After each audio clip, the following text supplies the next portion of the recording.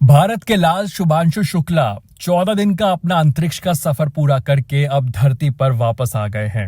राकेश शर्मा के बाद में अब वो दूसरे इंडियन है एक तरह से जिन्होंने स्पेस में यानी कि अंतरिक्ष में समय बिताया। 14 दिन तक आखिरकार शुभांशु शुक्ला और उनकी टीम ने किया क्या, ये आपके मेरे हर किसी के जहन में आता है। तो हमने जब रिसर्च की तो पाया कि शुभांशु शुक्ला ने 14 दिनों तक स्पेस के अंदर कई सारे साइंटिफिक एक्सपेरिमेंट्स किए जिससे माइक्रो ग्रेविटी को समझने में आसानी हो सके। ये ह्यूमैनिटी के लिए बहुत बड़ा कदम माना जा सकता है और ये काफी इंटरेस्टिंग है। अब आपको लग रहा होगा कि ये एक्सपेरिमेंट्स आखिरकार होते कहाँ हैं, तो ये सारे एक्सपेरिमेंट्स इंटरनेशनल स्पेस स्टेशन में किए गए। अब ये इंटरनेशनल स्पेस स्टेशन धरती से लगभग 400 किलोमीटर की ऊंचाई पर है, यानी कि ऑल्टीट्यूड वाइज देखा जाए तो 400 किलोमीटर की दूरी पर या ऊंचाई पर यह इंटरनेशनल स्पेस स्टेशन स्थापित है।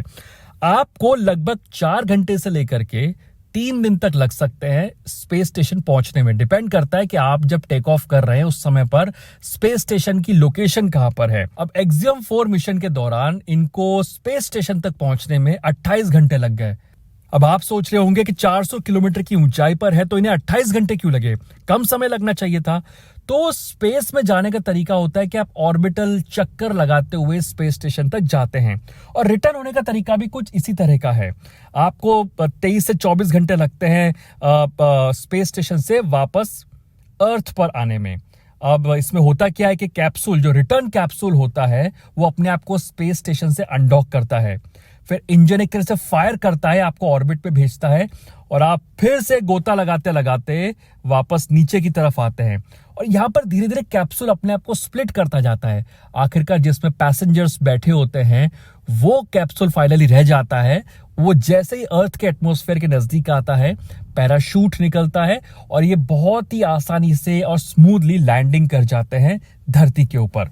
अभी जो ISS की हम बात कर रहे हैं यानी कि इंटरनेशनल स्पेस स्टेशन की, ये एक जॉइंट वेंचर है US, रशिया, यूरोप, जापान और कनाडा जैसे देशों का। इन्होंने 1998 में इस इंटरनेशनल स्पेस स्टेशन की शुरुआत की थी और 2000 में इसे स्टैब्लिश कर दिया गया था। इस पर अब तक मान के चलिए कि $150 बिलियन से ज्यादा खर्च हो चुका है।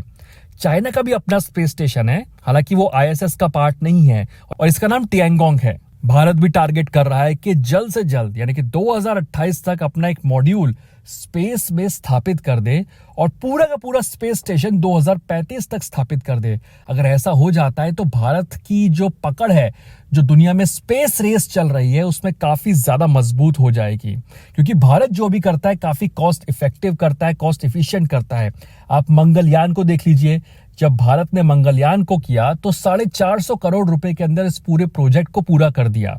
UPI जैसी टेक्नोलॉजी को लॉन्च किया तो इतनी कॉस्ट इफेक्टिव टेक्नोलॉजी को बनाया कि आज दुनिया के कई देश इसको अडॉप्ट कर रहे हैं। तो वैसे ही जब भी भारत इस भारत अंतरिक्ष स्टेशन की स्थापना करेगा तो ये दुनिया भर के कई देशों के लिए एक लॉन्च पैड बन जाएगा स्पेस में रिसर्च कंडक्ट करने के लिए।